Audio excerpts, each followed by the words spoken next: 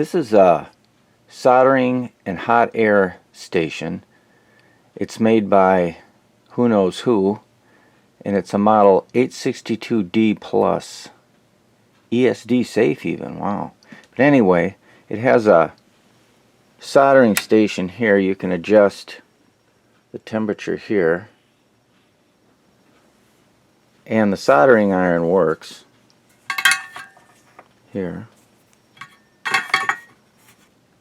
It's not a paste, but it works. And it has a hot air section here. And you can set the temperature here. Looks like up to 480 degrees. And you can set the airspeed here with this knob.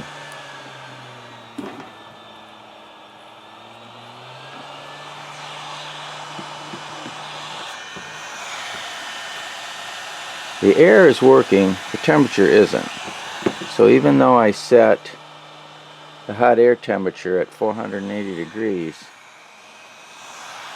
I'm getting nothing. So either the heating element's burned out or there's a problem inside the unit here.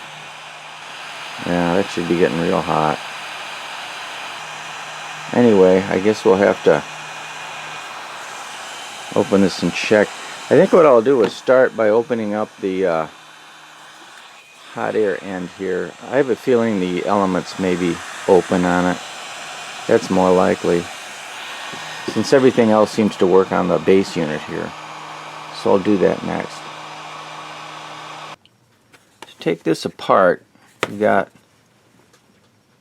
two screws on the back here,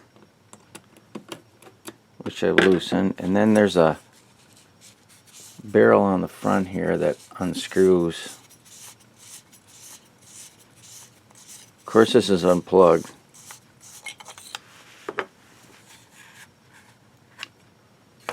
And then this is removed here. There's the heating elements in here. Here's the fan here.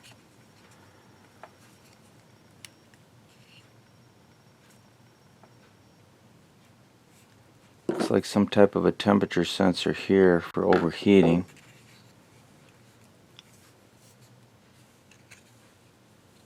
I'm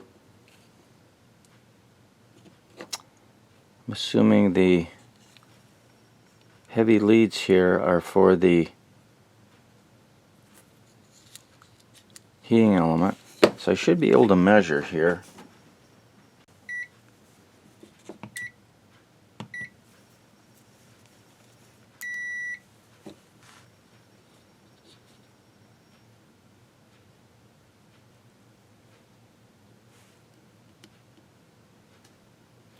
Well, looks like we got an open circuit here, as you can hear, between the black and red lead.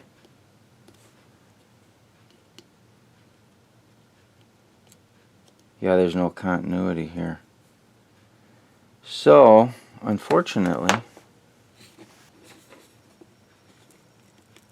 it looks like this heating element's bad, which means this thing is no good. During the disassembly here, I'm afraid.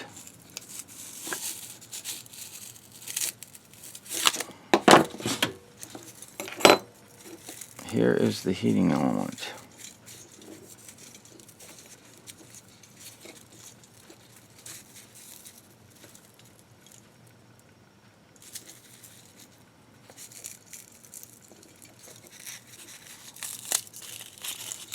I don't know what this material is.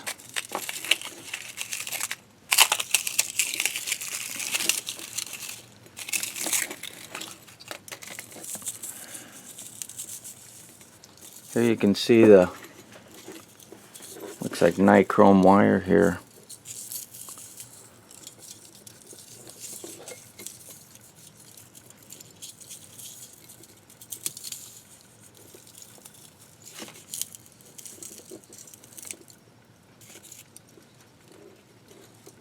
Here's one end of it. The other end must come down through the center. of this insulator here.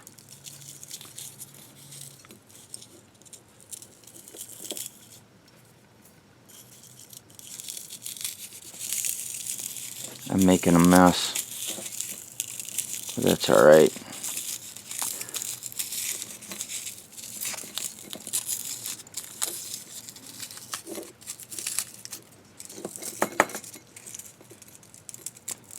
Sure, we'll find an open here someplace.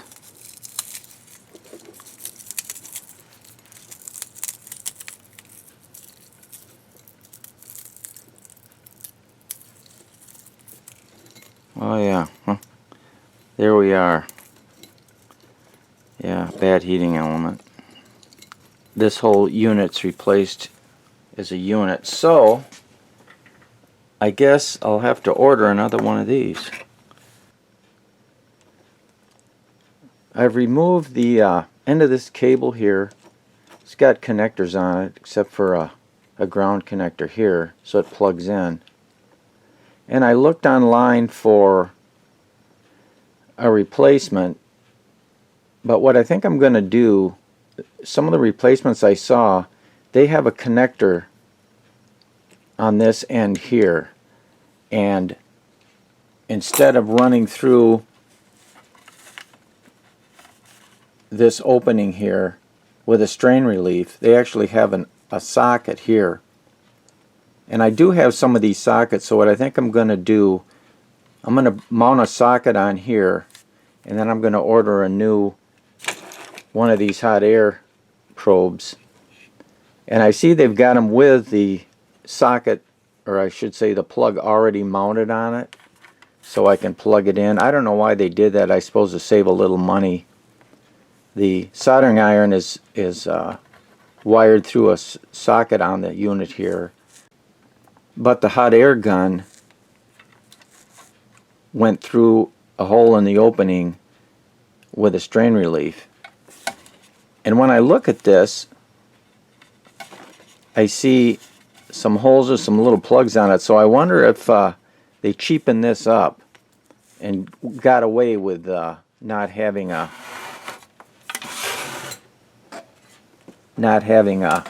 jack mounted on the unit. So saved a few cents there, I guess.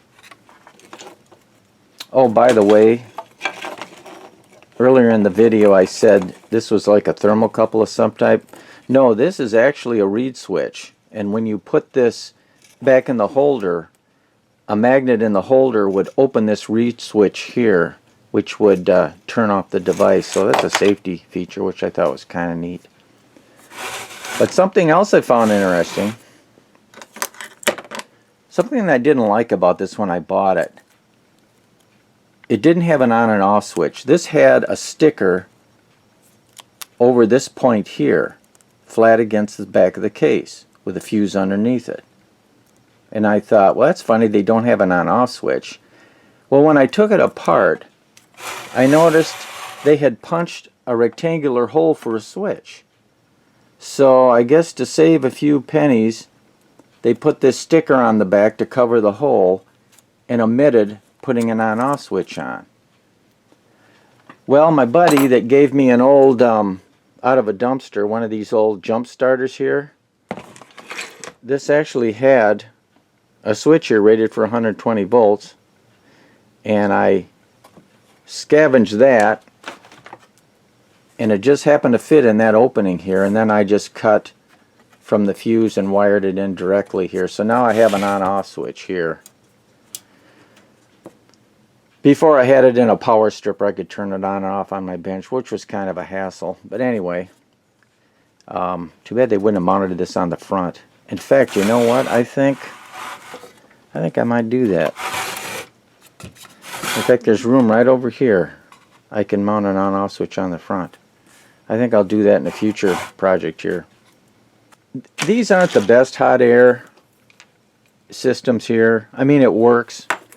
To use it on a daily basis, I'd invest in a little bit more expensive unit here. But this has worked pretty good for me. I don't do a whole lot of hot air desoldering, but it's nice to have when you need it.